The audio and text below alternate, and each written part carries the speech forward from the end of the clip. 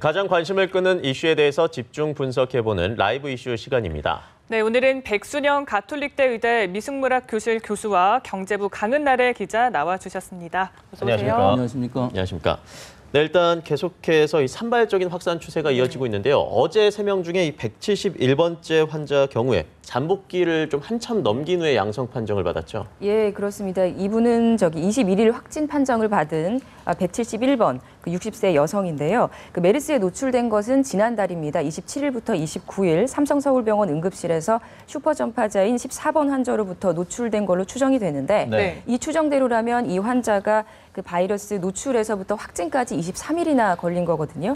그러니까 최대 잠복기 14일보다도 9일이나 더 걸린 건데 그러면 이제 증상 발현일을 기준으로 한번 계산을 해봐도 근데 의구심이 해결되지 않는 부분이 있습니다. 이 환자가 이달 9일부터 11일쯤 그 사이에 미열을 보였다고 하는데 그 당시에 검사 결과는 음성이었습니다. 네. 그리고 17일에 다시 발열 증세가 나타났는데 네. 그래서 21일에 확진 판정을 받았거든요. 그러니까 증상이 드러나기 시작한 9일쯤 이 날짜를 기준으로 한다 해도 최대 잠복기보다 5일이나 늦는 겁니다. 그 16일에도 사실 비슷한 사례가 좀 있었고요. 이 환자뿐만 아니라 그 172번 환자도 대청병원 간병인인데 역시 1일에 바이러스가 노출됐는데 이달 1일이요.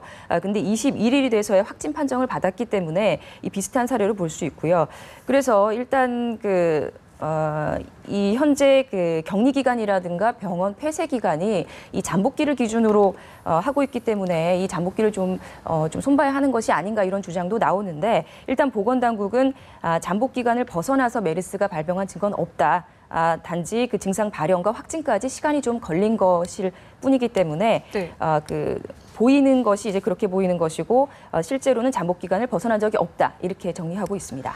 그러면 이 환자가 지금 어디에서 감염됐을지도 좀 논란이 되는 것 같은데요.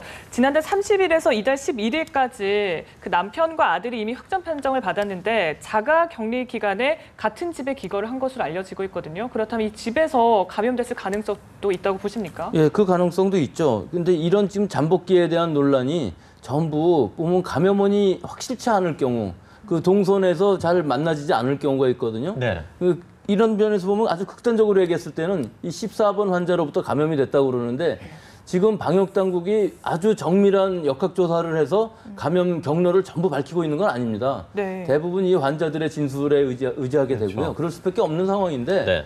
그래서 결과적으로는 14번 환자로부터 지금 몇 명까지 합치면은 약 80수 명이 감염된 것으로 감염원이 전부 14번인 것으로 돼 있는데 극단적으로 얘기하면 14번 환자가 그 배출해낸 오염시킨 그 바이러스가 적어도 사흘 동안은 환경 중에 생존해 있을 수 있기 때문에 거기서만도 사흘 후에 만약에 그렇죠. 자기가 감염이 됐다면 그 시차만 해도 사흘이 나는 거거든요. 네네. 그러니까 그런 데서 보면은 일단 감염 그 시점부터가 문제가 될 수 있고요. 또 그때 처음에 14번 환자한테 감염이 만약에 안 되고 식구들한테 감염이 됐다고 그러면은 그것도 차이가 며칠씩 나는 거기 때문에 네네. 일반적으로 2일에서 14일이라고 지정을 해놓은 것은 14일을 넘어가는 잠복기의 환자가 아주 없다는 얘기가 아니고 정규 분포상 14일 정도, 2일 전에 나올 수 있는 사람도 있거든요. 네. 14일 이후에 나올 사람도 있지만 우리가 WHO 가이드라인이라는 것은 이 시점을 맞춰서 모든 일을 수행해도 큰 무리가 없겠다 하는 것과 만약에 극단적으로 또 이걸 만약에 2배로 늘리면 좋겠죠.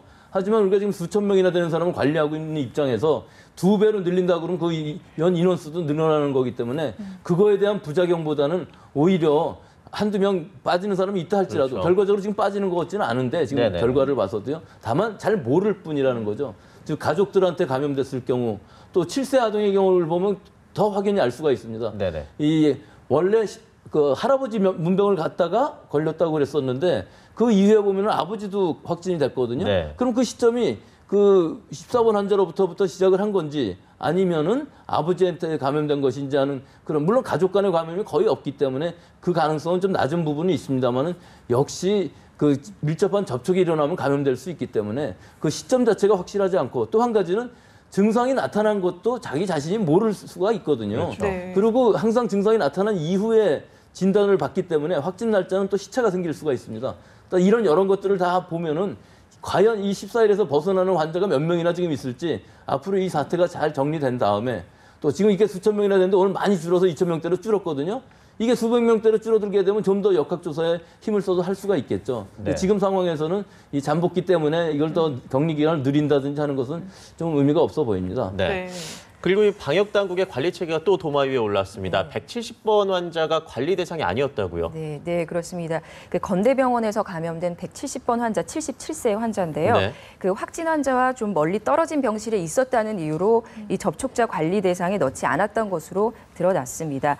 그 확진 판정을 받은 76번 환자와 지난 6일에 접촉한 것으로 확인은 됐는데요. 그 170번 환자는 지난달 30일부터 19일까지 건대병원 6층에 입원을 쭉 해 있었고요. 76번 환자는 지난 6일에 같은 병동에서 5시간 동안 머물렀던 걸로 확인이 됐습니다. 이후에 이제 76번 환자가 확진 판정을 받았는데 이 환자가 5시간 동안 입원했던 이 6층 병동의 한쪽만 격리 조치가 됐고 이 170번 환자가 입원한 같은 층이지만 반대편 병동은 격리 조치가 이루어지지 않은 게 이제 문제였습니다. 네. 일단 질병관리본부는 같은 층이긴 하지만 약간 거리가 있는 병실이어서 접촉자 범위에는 포함시키지 않았다 이렇게 해명을 했습니다. 네. 이렇게 뭐 메르스 같은 신종 감염병이 발생을 하면 치밀한 역학조사가 아주 중요할 것 같은데요. 그런데 실제적으로 좀 인력이 많이 부족하다고 하는데 실태가 좀 어떻다고 파악을 하고 있습니까? 예, 뭐 제가 알기로는 이 실태가 아주 최악이죠. 결국은 그 전문 담당 인력이 있다기보다는 공보위라고 하는 우리 의과대학을 졸업하고 군대를 대신하는 공익 요원들이 한 네. 30명 정도 일하고 있고 또 지금 이런 사태가 벌어지니까 많이 충원을 해서 늘린 것 같습니다만 아무리 지금 현재 늘려봐야 결국은 이 수천 명의 역학조사를 할 수 있는 것은 아니기 때문에 네. 만약에 증상이 나타나고 여러 가지 감염 경로를 찾으려면은 수사까지 가야 되는 건데 지금 수사하는 입장은 아니지 않습니까? 일단 환자가 생기면은 그 환자한테 물어보고서 증상이라든지 이 동선이라든지 이런 것들을 확인하는 과정 정도이기 때문에 이 역학조사관이라는 것은 앞으로 우리가 전문직으로서 외국의 경우를 보아도 굉장히 많은 인력이 있어야만 이게 가능한 일인데 사실은 사태가 벌어지지 않았을 경우에는 또 별로 할 일이 없는 것도 사실이긴 합니다. 네. 따라서 공익요원이 하고 있긴 하지만 공익요원의 특성이라는 건 뭐냐 하면은 그 3년이라는 기간 채우고 나면은 다 간두거든요. 그럼 또 새로운 인력이 들어오기 때문에 네. 그런 전문 인력이 부족한 것은 더 큰 문제라고 보겠습니다. 네. 그리고 이 정부의 안이한 대응을 비판하는 여론이 굉장히 강한데 이 와중에 정부를 상대로 첫 소송이 제기됐습니다. 자세하게 좀 설명해 주시죠. 네, 그렇습니다. 그 부실한 초기 대응으로 사태를 이렇게까지 키운 정부의 책임을 묻겠다는 소송이 처음으로 제기가 된 건데요. 네. 지난 19일에 한 변호사가 서울행정법원에 국가를 상대로 부작위 위법 확인 청구 소송을 냈습니다. 한마디로 정부가 해야 할 일을 제대로 하지 않은 데에 대해서 책임을 묻겠다 이런 소송인데요.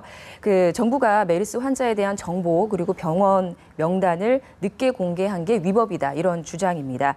일단은 이 특정 변호사가 직접 원고로 이제 소송을 낸 것이고 소송 요건을 완전히 충족하는지에 대해서는 사실 좀 의문도 있는데 네. 이 소송의 의미는 일단 국가에 대해서 좀 경종을 울리고 그 문제 제기를 하는 측면이 아닌가 이렇게 분석이 됩니다. 어쨌거나 이제 판결 결과는 향후에 환자나 격리 대상자들이 국가를 대상으로 손해배상 소송을 계속 낼 가능성이 있거든요. 이럴 때 핵심 근거가 돼서 영향을 미칠 것으로 보이고요. 그 지금도 보면 포털 사이트에 좀 검색을 해보면 그 메르스와 관련된 그 손해배상 소송을 좀 상담해주겠다 이런 변호사들의 뭐 홍보글이나 뭐 이런 안내 글들도 꽤 올라와 있거든요. 네. 지금 이제 시민단체도 그 메르스 감염자를 포함해서 그 직간접적인 피해자들을 모집한 후에 소송을 낼 예정이라고 해서 아마 이번 소송이 그 줄 소송의 불씨가 될 수도 있다 이런 분석이 나오고 있습니다. 네, 그리고 이제 비격리 대상자에서 이제 확진자가 발생을 했는데요. 170번 환자가 이제 지나쳤던 그 병원 두 곳이 폐쇄됐다고요? 예, 그렇습니다. 170번 환자가 이제 지난 6일에 건대병원에서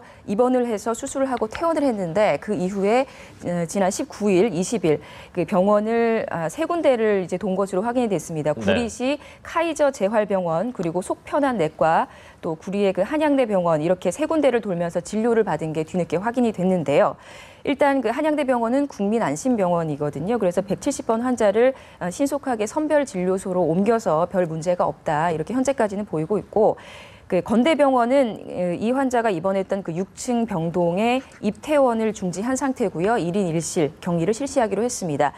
폐쇄된 곳이 말씀하신 대로 두 군데입니다. 카이저 병원과 속편한 내과인데 문제가 이 카이저 병원이라는 곳입니다. 일단 그 건물 출입을 제한하고 전체 소독은 한 상태고요.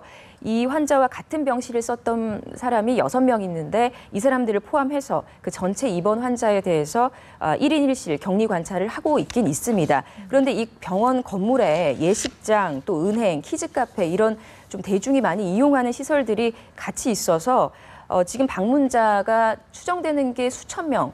그나마도 추정만 되는 상태거든요.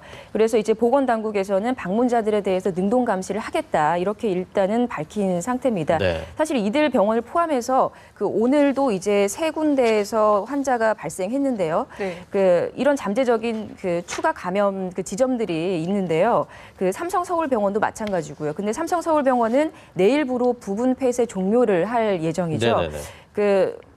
뭐 오늘 같은 경우는 이제 그 환자가 그 내원했던 환자가 추가 감염자로 발생을 했지만 그 앞서서도 의료진 감염이 계속 잇따라서 일어나고 네. 있고요. 따라서 논란거리가 남아있는 상태에서 부분 폐쇄를 종료하는 게 옳은가 하는 그 소리가 나오고 있는데 네. 방역 당국에서는 일단 그 삼성서울병원의 부분 폐쇄 조치를 연장할 이유가 없다 이런 입장입니다. 왜냐하면 애초에 그 폐쇄의 원인이 됐던 그 이송 그 요원이 있었죠. 네. 이 이송 요원이 추가로 메르스를 전파시킨 사례는 없다. 그렇기 네. 때문에 폐쇄 조치를 연장하지는 않겠다라는 입장인데.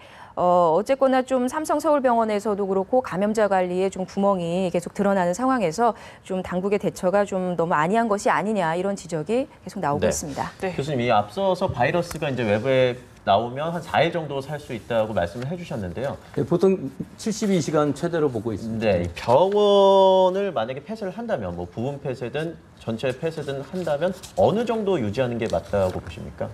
그건 지금 병원 폐쇄는 그 바이러스가 며칠 살아있느냐 이 문제가 아니고요. 예. 사실은 감염된 사람들은 좀 더 많은 시간을 갖고 있기 때문에 네네. 또 증상을 나타내는 시기부터는 감염원이 될 수 있기 때문에 그 부분을 생각해야 되겠죠. 네. 제일 먼저 이 76번 환자가 예. 굉장히 아주 강한 전파력을 갖고 있었던 것 같아요. 이 강한 전파력이라는 의미는 바이러스가 강했다는 의미가 아니라 네. 굉장히 중증의 그 폐렴 증상을 나타내고 그 14번 환자와 거의 비슷한 상황이었었는데 강동 경희대병원부터 또 건대병원으로 가면서 또 건대병원에서 이 170번 환자를 전염을 시키면서 그 주변에 있던 모든 사람들을 감염시킨 슈퍼 전파자라고 볼 수가 있거든요. 네네. 근데 그 뒤에 돌아가셨지만 결국은 건대병원의 경우에 있어서도 이 시점에서는 이 반대편에 있는 뭐 강동 경희대병원도 마찬가지입니다만 그 투석 환자인 경우에도 그 감염 경로가 확실치가 않은 거거든요. 네. 이런 부분이 그 병원 자체의 문제가 아니라 혹시 그 중간에 감염된 사람 한 사람 더 있지 않을까 하는 그런 걱정, 우려가 훨씬 더 큰 거거든요. 네. 그러니까 그런 부분을 그때는 좀 잘 몰랐었지만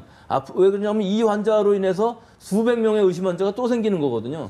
이런 것들이 자꾸 늘어나면 우리가 종식 선언을 할 수가 없기 때문에 지금부터는 우리가 확실하게 이런 새로운 환자가 생기지 않게끔 우리가 모르는 환자가 생기지 않게끔 하는 것이 더 중요할 것 같습니다. 네, 그리고 이제 지금까지는 사실 중동 지역에서 나온 그 통계를 바탕으로 저희가 뭐 대책을 마련하고 그렇게 하고 있는데 뭐 코르스라는 말이 나온 만큼 어떤 한국형 그런 대책을 좀 마련해야 된다라는 지적이 나오거든요. 어떻게 생각하세요? 예, 일부 동의를 합니다. 왜 그러냐면 중동에서의 그 거동은 굉장히 좀 달랐거든요. 전염도 잘 안 되고 또 그 병원 내에서 원내 감염이긴 하지만 뭐 대부분 의료진이 감염되는 이런 숫자들은 비슷합니다만은 그 전파 속도라든지 이런 것들이 굉장히 달랐는데 여러 가지 의료 환경이나 이런 것들이 다른 부분이 있고요. 그래도 아직 중동이 훨씬 더 우리보다 10배 이상 많은 환자를 가지고 있었던 그 역학 결과를 가지고 얘기하는 것이고 네. 또 우리나라에 왔을 때 이게 뭐 지금 많이 다르다 하는 부분도 있지만 거의 대부분 WHO에서 얘기한 것처럼 거의 대부분의 행동은 같은 부분들도 많이 있거든요. 특히 뭐 잠복기 부분에 있어서는 그다지 우려할 부분이 아닌 것 같고요. 따라서 우리나라의 이 의료 환경, 의료 전달 체제 이런 것들의 문제점들 또 응급실 또는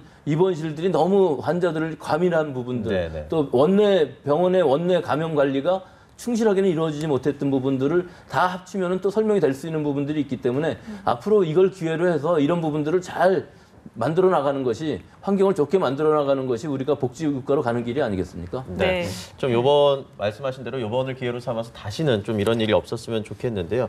강은하리 기자, 마지막으로 이 메르스로 네. 격리되면서 또 생활고를 네. 겪고 있는 분들도 또 적지 않을 텐데 네. 정부의 지원이 현재 어떻게 이루어지고 있습니까? 예, 현재 격리자들은 소득에 상관없이 긴급 생계 지원을 받고 있습니다. 일정 기간 출근도 못하고 또 자영업자들은 가게 문을 닫아야 되기 때문에 네. 생업을 포기해야 되는 그런 상황도 있는데요. 4인 가구 기준 한 달에 110만 원의 지원금을 주고 있고요. 그런데 해제 후에도 그 격리됐던 것의 여파로 생활이 어려운 사람들도 좀 있을 겁니다. 이런 사람들을 위해서는 추가 지원을 해주게 되는데요. 보건복지부가 이제 격리 해제 후에도 생업이 어려운 가구를 위해서 상황에 따라서 또 소득과 재산을 고려해서 긴급 생계 지원을 1개월 연장하는 방안을 검토하고 있다고 밝혔습니다. 또 이와 함께 그동안은 그 심리 상담이 지원되어 왔는데 네네. 이거는 그 유가족과 격리자를 대상으로 그 지원이 되어 왔거든요. 앞으로는 격리 해제자와 완치자로 확대하겠다고 밝혔습니다. 네, 알겠습니다. 저희 오늘 말씀은 여기까지 듣겠습니다. 가톨릭대 의대 백순영 교수, 경제부 강은날의 기자였습니다. 고맙습니다. 감사합니다.